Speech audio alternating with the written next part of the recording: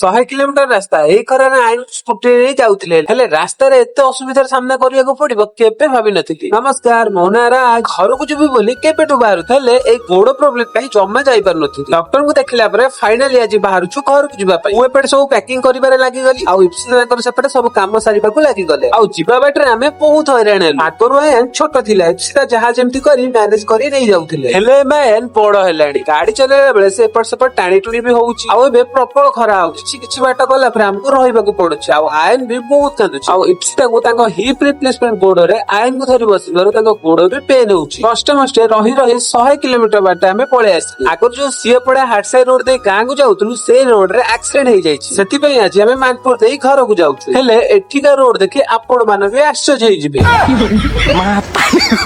मते तो लागुची का घर पर काम चलथला शॉर्ट पड़ला बोधे रोड खोल के नै गला आ एमती गोटे जगह नुहे अनेक जगह रे एमती का रोड थिला आ फिजियोथेरापी करबो गोड़ को जो टिके भलो करथली ए रोड रे आसला परे से पेन भी आउथरे पूरी बाहर पड़ला। सत कहबी संग माने बहुत थर घर को आसिलु हेले एई थरडा बहुत कष्ट रासी घर पहुंची।